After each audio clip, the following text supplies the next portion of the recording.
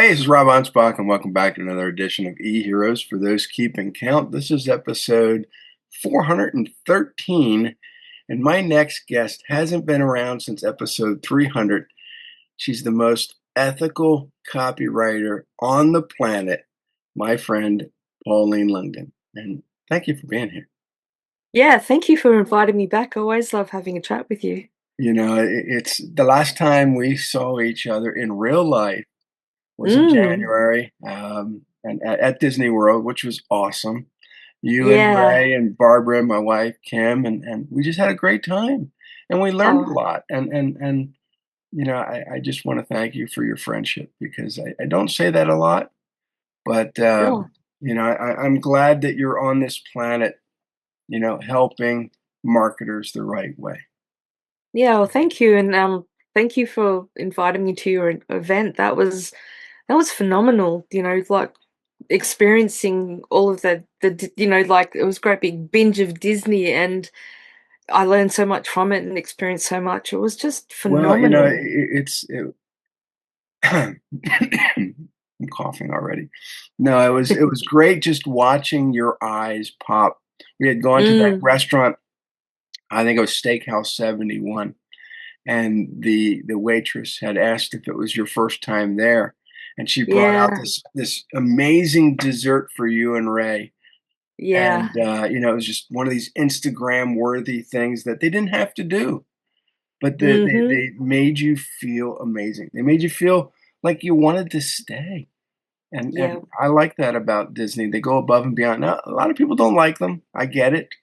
You don't like the politics, you don't like yeah, the constant news media, but if you would just spend a day in the park, you would realize it's more than just politics. It's about taking you back to your happy place, and exactly. I think Yeah. that's when you write for people, you take them to that place.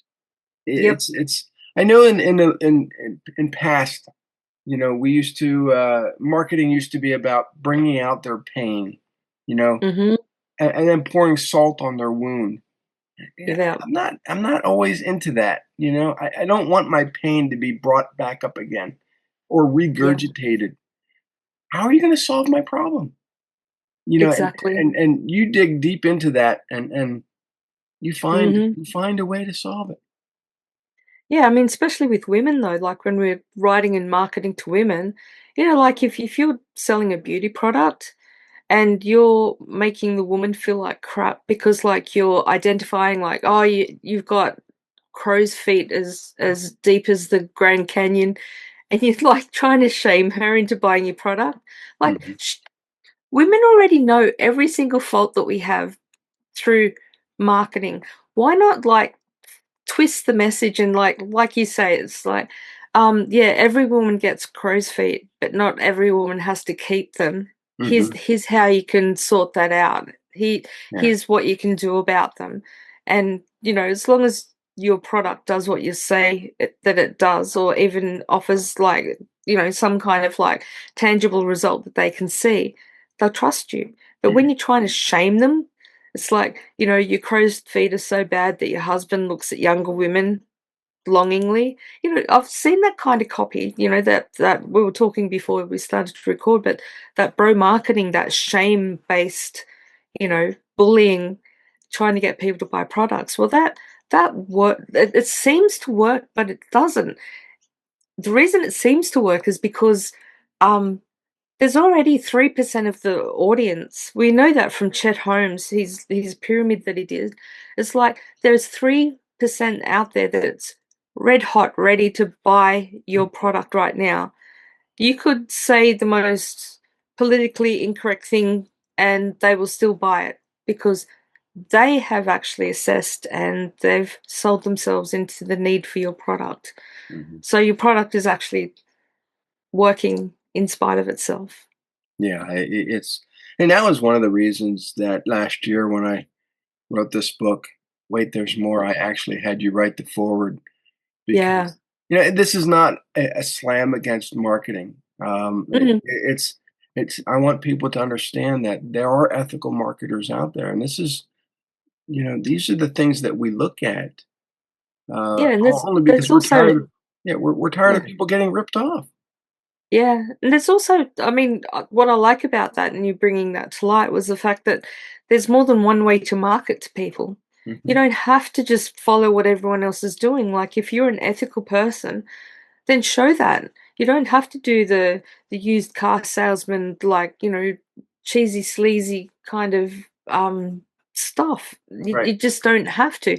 People like I like what Dan Kennedy says. He says we don't market to, or we don't sell to virgins, which is Dan's normal kind of like what is it? It's not aggressive, but it's just agitates people the way Mhm. he words things. But what he's talking about there is like no one has never been sold to. We have all been sold to. Mhm. So whatever you're selling, people are coming in with some kind of like buying trauma Mhm.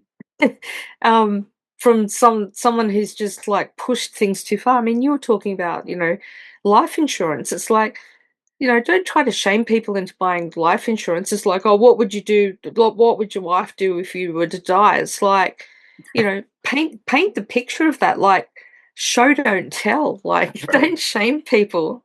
You Yeah. know. And that worked in the '80s and maybe the '90s.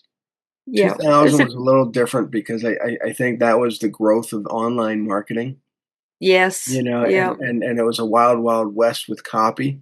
Yeah, some of it Mm-hmm. was brilliant, but some of it was so degrading that it was like, "And this works for you? Really?" Yeah. Yeah. Just no. Yeah. I've seen No. some, like, as a copy chief and copy coach and mentor for different people's their masterminds and things like that. I have seen some horrific, like, copy that thankfully, like, when I checked it out and I said to the copywriter, I said, "Oh, that is not going to work the way that you want it to work. Mhm. The person is actually going to really hate you." And I've got a really great example. There was a copywriter who had done a really great job with copy, but there was two problems with copy. It was for a woman to manifest a partner, Mhm. but the story set up was that the woman was an affair, like she was the other woman, and so the copywriter was trying to get some empathy for a woman who caused another woman, like wife, to cheat, like her husband to cheat on her.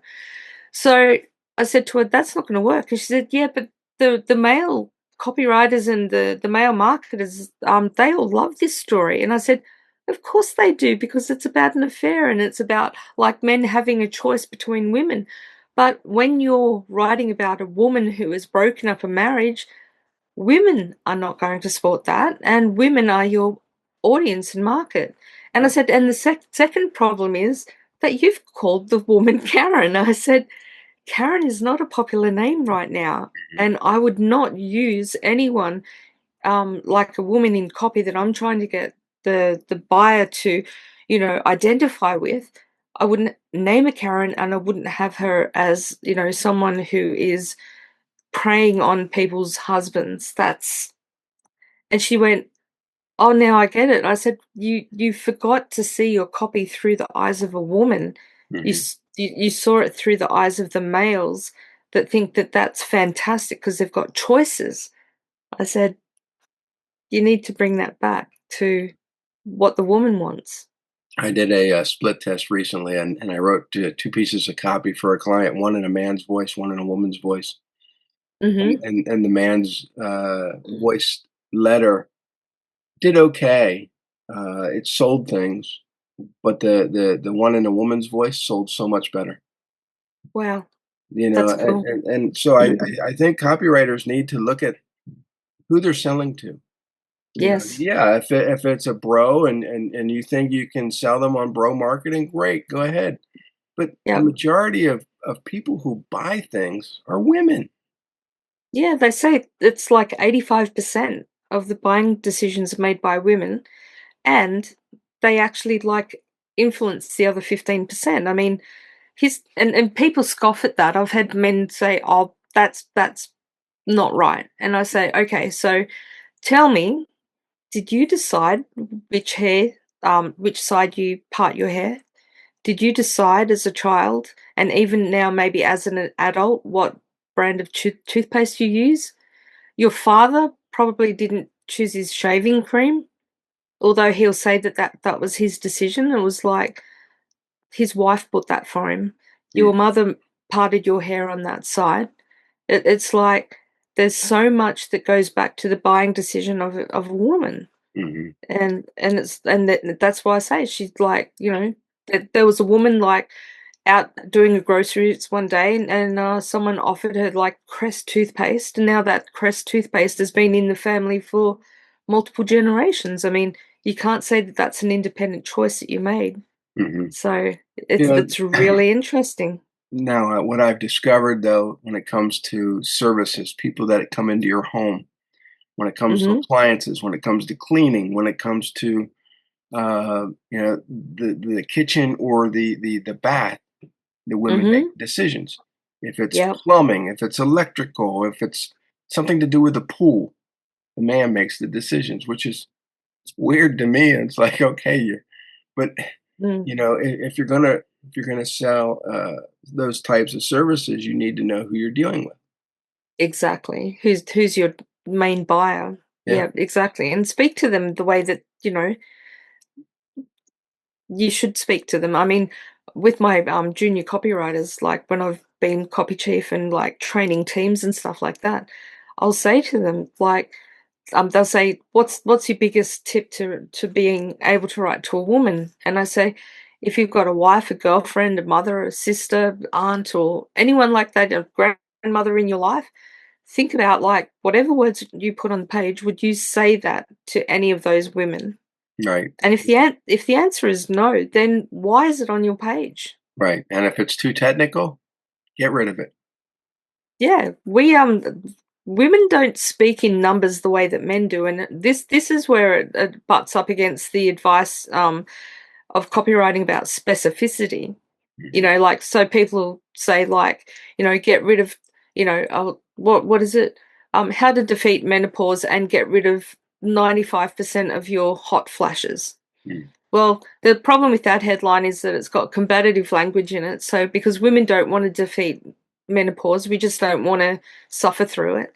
And then, obliterate or get rid of, 95% of your hot flashes. What's 95% look like? And then I even saw like in some copy of one of the males put in like that a woman had like 47 hot flashes every day. Wow. If you break that down into 24 hours, that poor woman was like, she was in a constant hot flash. That wasn't 47, that was like a one continuous one. And it's like, women don't believe that. Yes, there's specificity. So by the male checklist of copy, yep, it's specificity is there. Yep, absolutely. But the woman is going 47 hot flashes? No. Right. 95% of hot flashes? I don't want 95% gone. I want them all gone. Yeah. It's and It's interesting. I'm not saying it's a language barrier. I'm just thinking that it's men just don't think like women, and it's the words that they choose. Like you said, Yeah, that there's some words that men will instinctively use that a woman would never say. And so yeah, you're reading this copy and you're thinking, "What dude wrote this?" They have no idea. yeah, exactly. And I mean, I actually called that dude copy.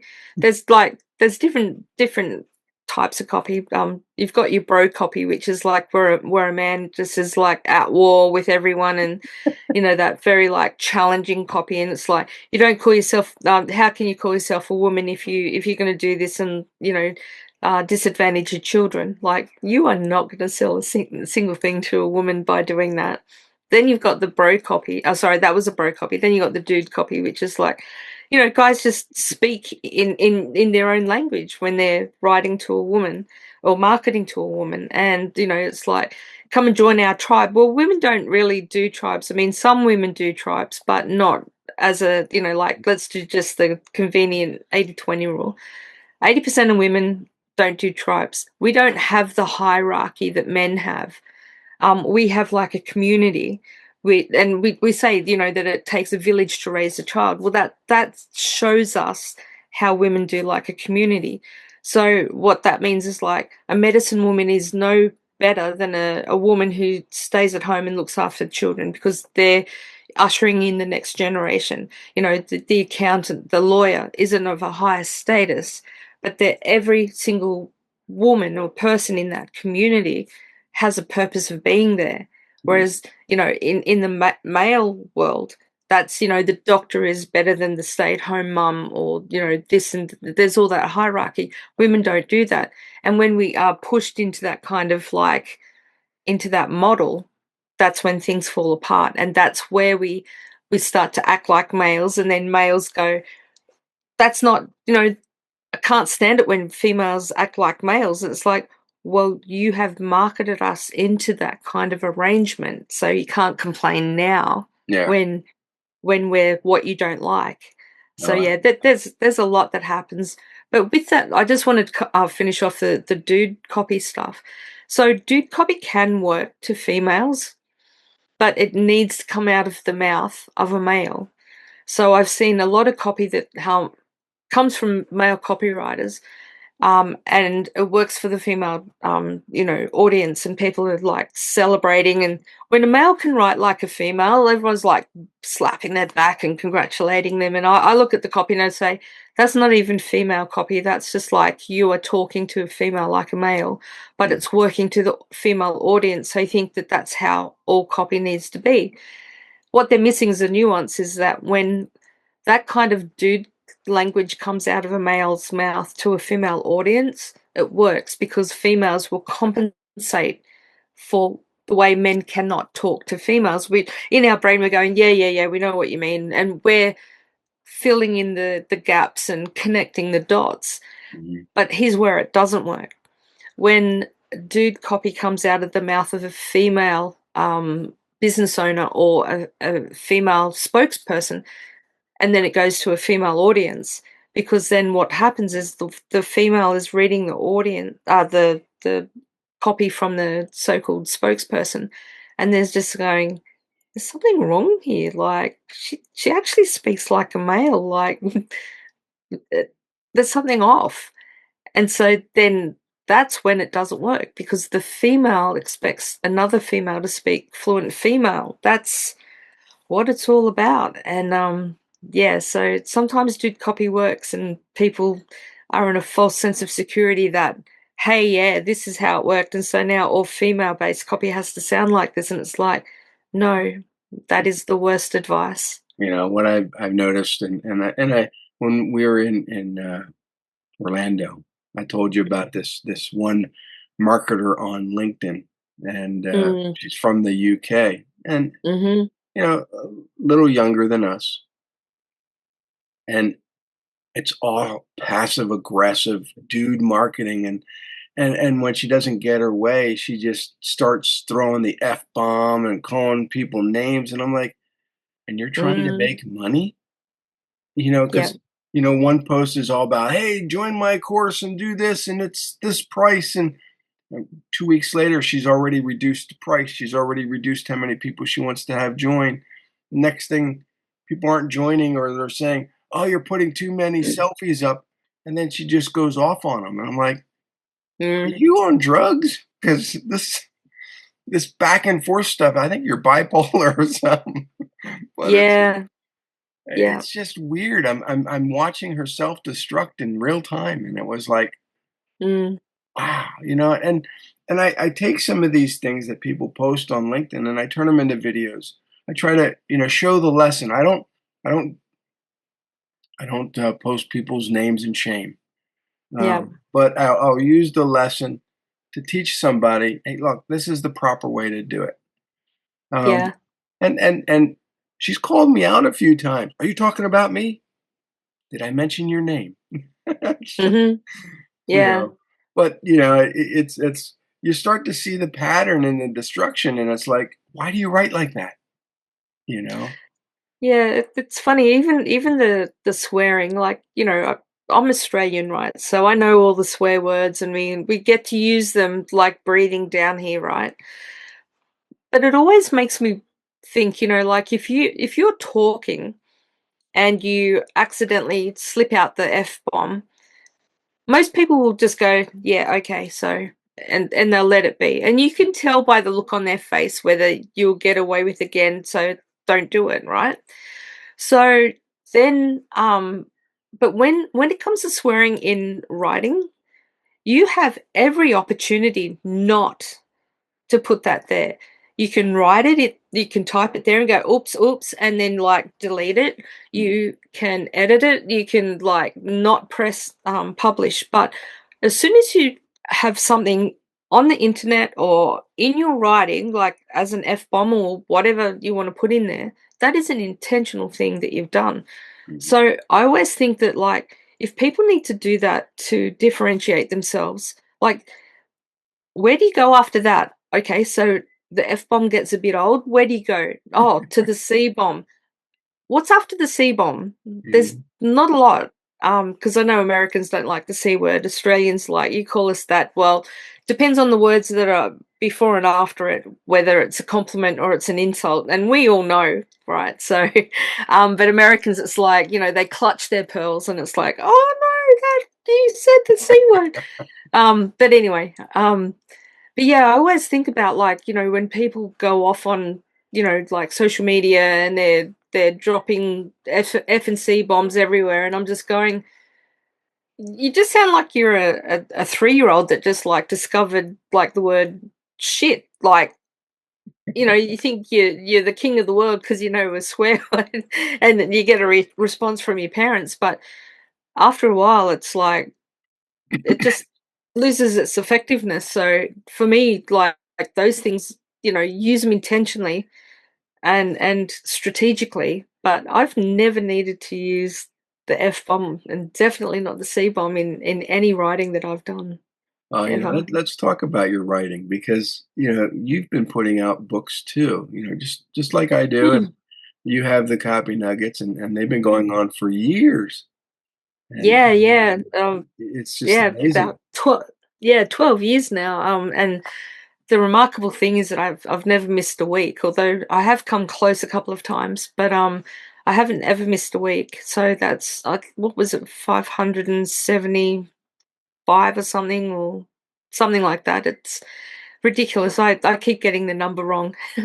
My partner Ray always corrects me, but here's the thing, I just write them and I keep writing them. But when I first started writing them, I basically made some rules Mhm. and they're basic rules. It's like, um, for every email that I send out, it has to offer some value. Like the person has to be left feeling better about themselves and life than when they started reading the email. Can't just be like gratuitous, like, oh, I have to write an email today, so I'm just going to write about any old stuff. So it's Mhm. kind of like a newsletter.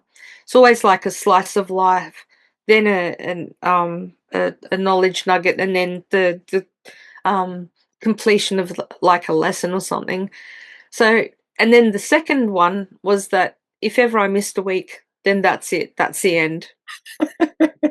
Well, I remember when we were down in Disney, it was about 10 o'clock at night, and you're like, "I gotta get this newsletter out," like, and I'm like, Yeah. "Okay," and we were ready to go the next morning. I think it was like 8 o'clock, and you were just finishing it up, and I'm like, "Did you work all night on this?" Yeah, no, I didn't. I kind of do it in bursts. Like I what I would have done before I went to bed was I would have just bashed out the first draft, and then in the morning I would have read it again, and then Ray would have uploaded it onto the email thing to be delivered. But yeah, Um, yeah. Sometimes, yeah, that's kind of like leaving it to the last minute, and I really hate doing that. And Yeah. also because when I'm in America, the time is different. Like when I'm in Australia, it goes out at like noon every Wednesday. But when I'm in America, it has to go out at a particular time on Tuesday. So that always like puts me out because I'm Mhm. thinking, oh, I've got till Wednesday to do it, and it's like Ray will say, "No, you don't. You just don't." And it's like, oh no. A lot of my newsletters I have written, months in advance. I I I Yeah. I don't think I'd be able to, stress or even deal with writing it, right then and there. Yeah. I published the Rob Anspach Weekly on LinkedIn about 2 months before we went on the trip down to Disney. So it was, I guess, it was last October, November, and so this coming October, November, it will be a whole year, 52 weeks. So they're Wow. already written, and I just wrote Mhm. the next 26 weeks. Uh, Excellent. so it's just I try to be, months ahead, because if anything ever happened, if I break my leg, my arm, my stuff is already ready to go. Yeah. But I think yours is more, you know, dated, not dated as in history. It's Mm. more current, so it's you're Yeah. focusing on that week. Yeah, so things have changed this year a little bit because like my partners we've had to be separated a little bit through life circumstances and that.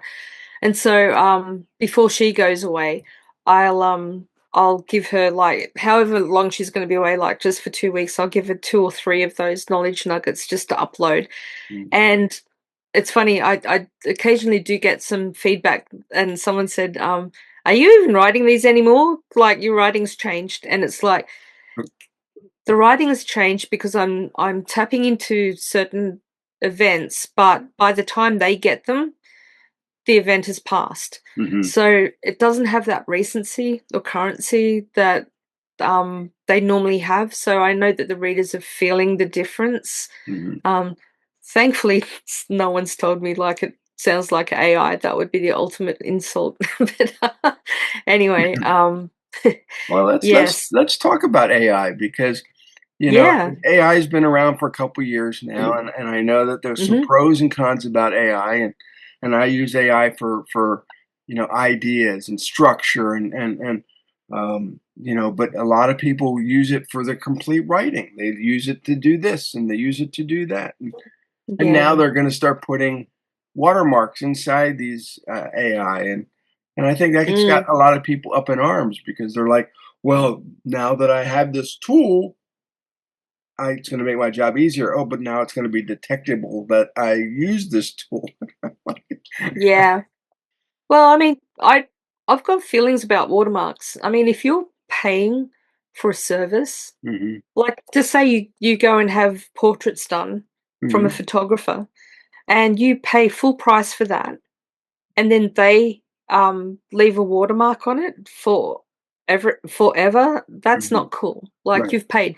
However, if you get a free photo from a photographer and then they put a watermark on it, then you expect that because you haven't paid for it Right. unless there's some kind of arrangement. So I don't agree that AI or the owners of the AI platforms can just like put a watermark in there, because the problem is that like to say that you, and this is what a lot of people will do, is that they will write their rough draft or they'll write their document, then they'll have AI help them like with spell check, grammar, all that kind of stuff, editing.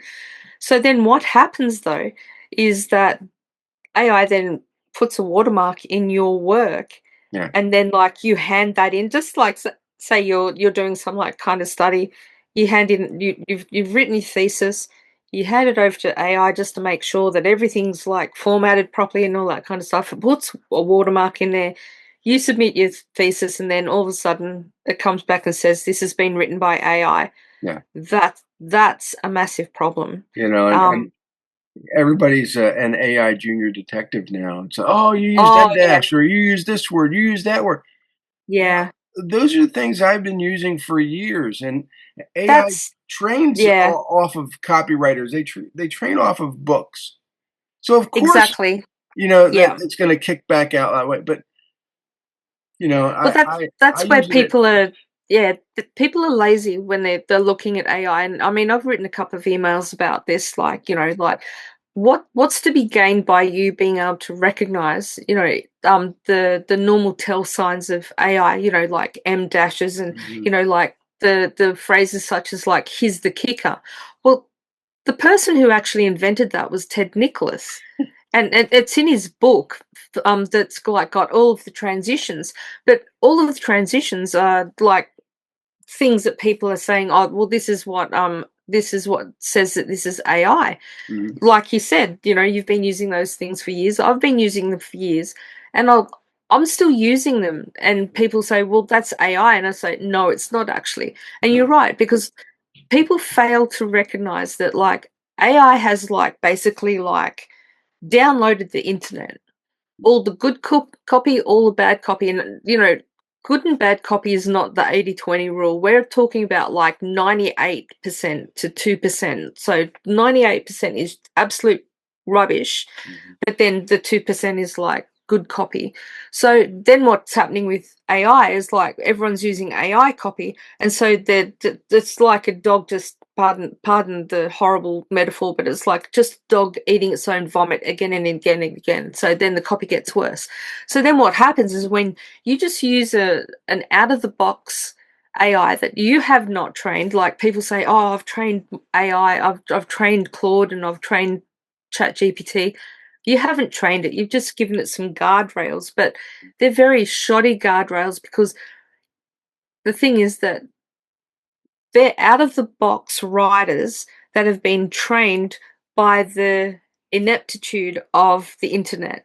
Mhm. And so it's like you've got all of this copy slop that you're writing through, and you think that you're actually winning. Like, I've actually got my own um, copy AI that I've been working on, which I have actually got trained, and it can get copy up to like 80, 85% where I want it.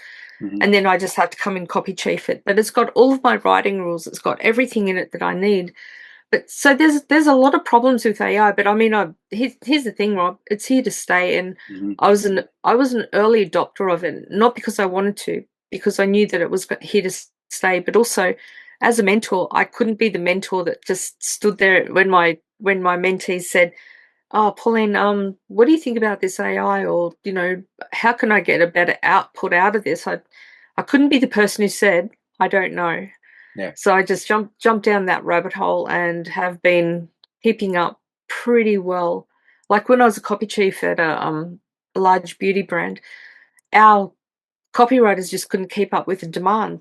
Mhm. And so one of the owners, he was like buying everyone else's like copy bots, and they were trained to write for, like, it was all that very much bro marketing, bro copy, and it's like, our women don't deserve to be spoken to like that. So I actually went in and basically created a team of AI bots.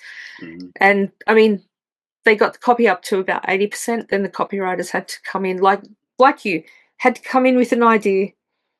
The AI copywriter would just like map it out. This is what it is, and then the copywriter would come in and just like add in their 20 to 15% to make it up to 100%.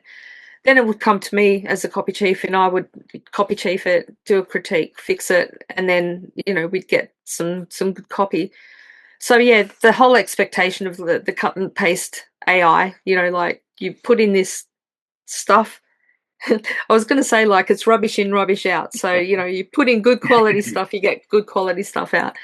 But I don't know what most people put in, but they put in stuff, and they Yeah. get stuff out, and then they think that they can just like put it onto the internet, where you can't. No, It's you and I'm not saying that we have to be prompt engineers, but we have to do look at the copy that it's kicking out and saying, "Okay, exactly. is this good enough?" Mm, Maybe, but maybe it needs just a kick in the pants a little bit, you know? Um, yeah. and I've noticed that sometimes you give it a prompt and it looks good, but then you read it again and you put it down and you come back and you read it again with a clear eyes. You're thinking, I don't like that adjective. I don't like that noun. I don't like this. I want to change some Mm, things around. This paragraph yeah. up here should be down here so it flows better. And so we tweak it. And sometimes tweaking it takes longer than if we just wrote the darn thing ourselves. That's the point. I always say that, like, AI or any tool that you use should speed you up, not slow you down.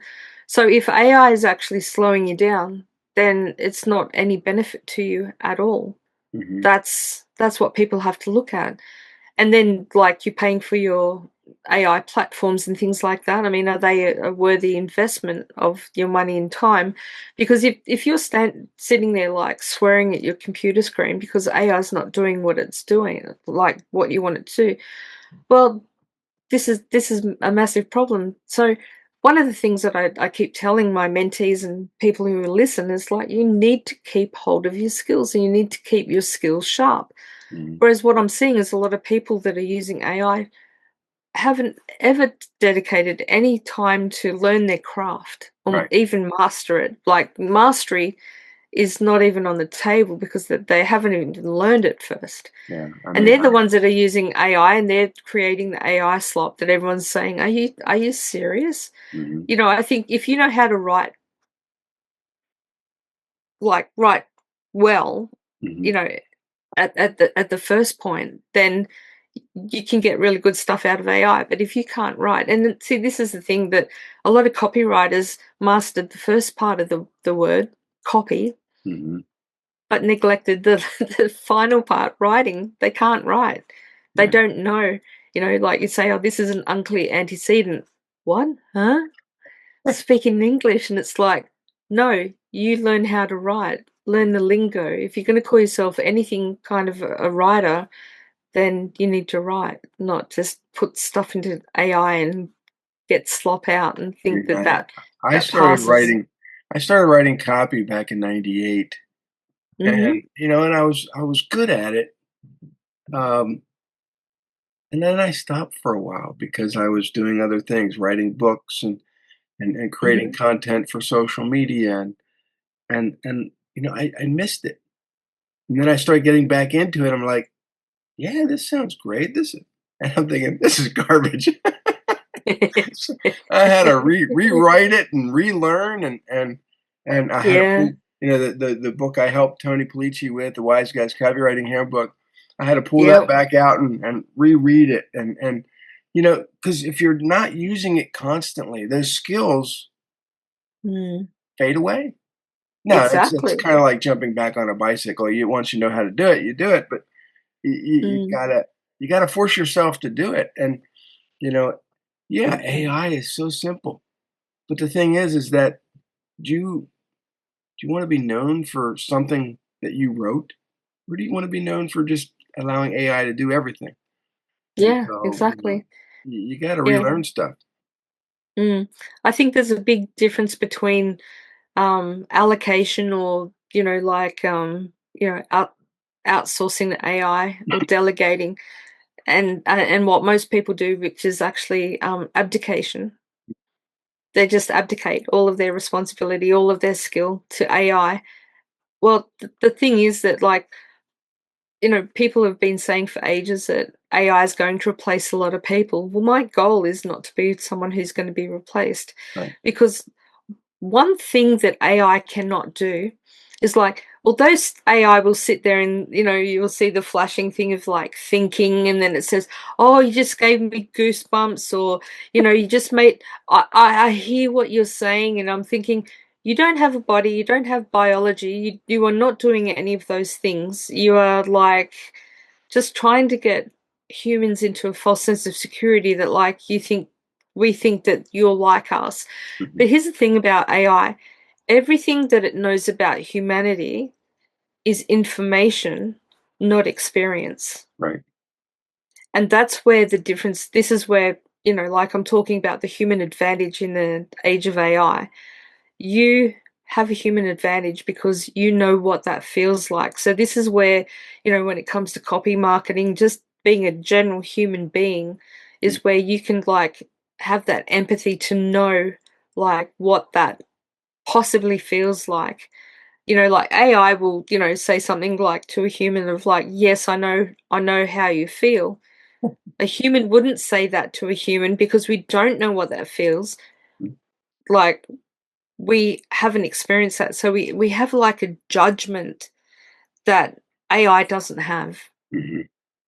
Yeah, I And mean, that, maybe someday it will, but right now it doesn't, oh yeah. I think that, marketers need to understand that. Mhm. Your experiences, your stories are unique to you.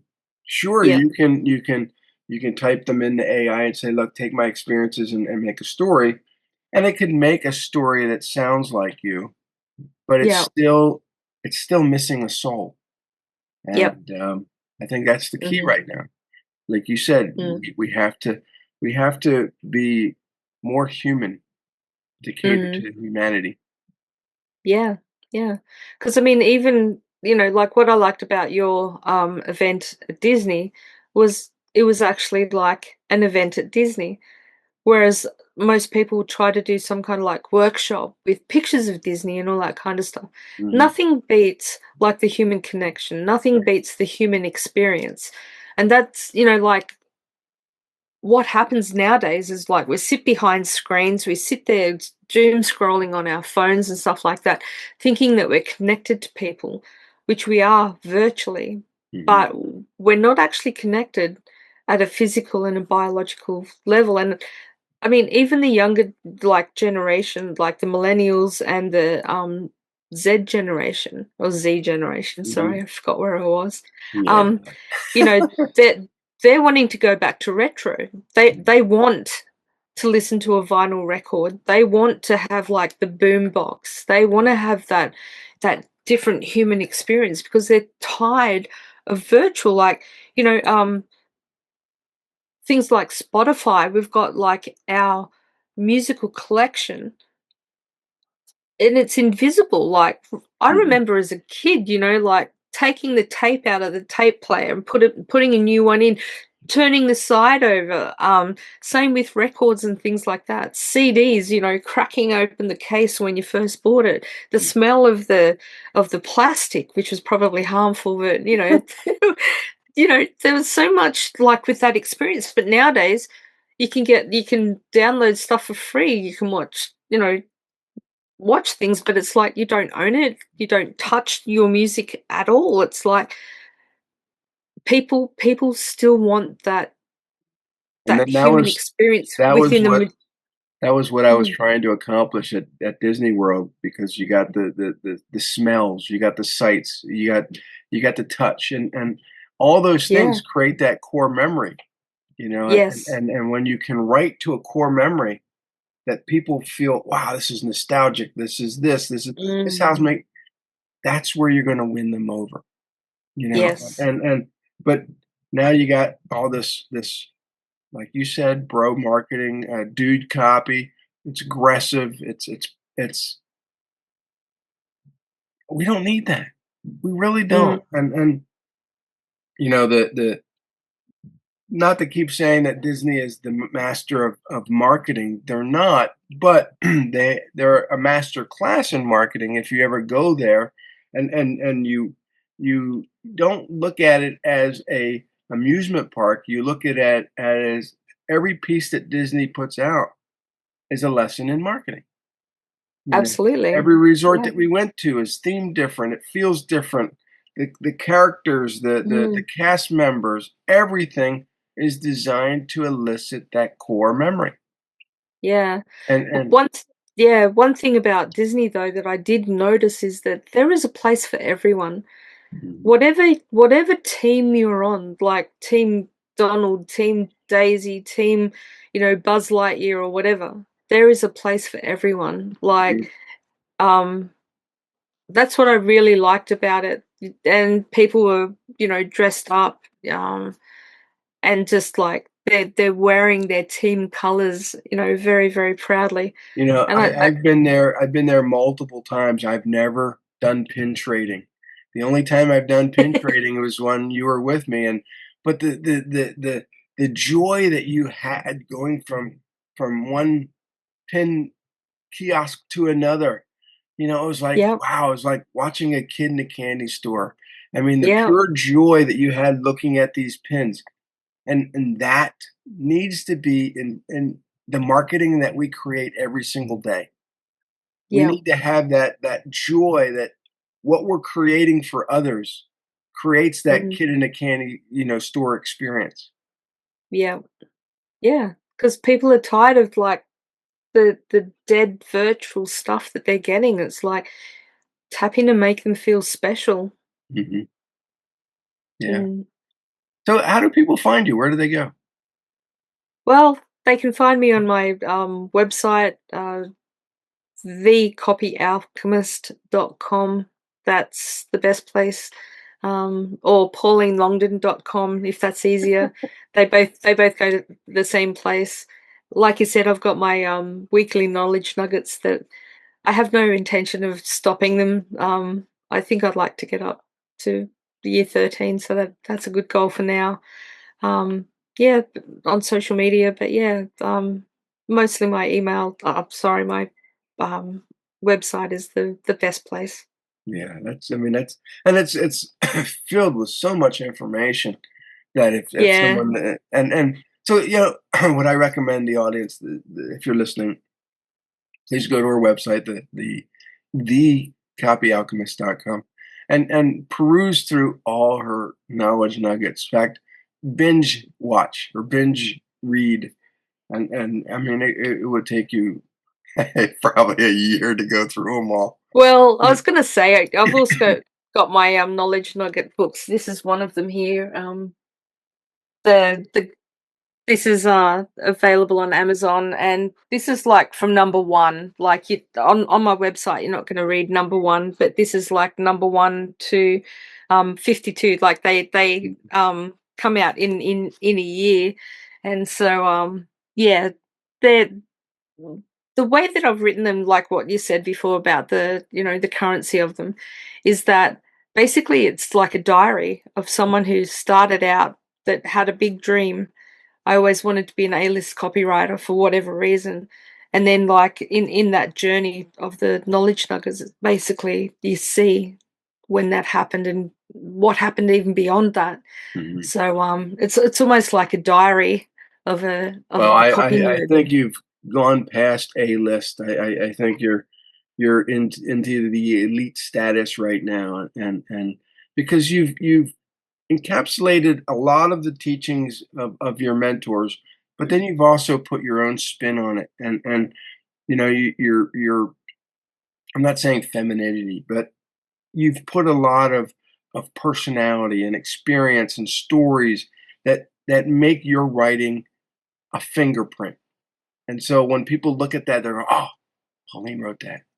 And I Yeah, can I thank you. can I can pinpoint some copy that's written by my friends. I can pinpoint if it was written by Dan Kennedy. There are some Mhm. oddballs out there that I cannot pinpoint, because their style is just weird.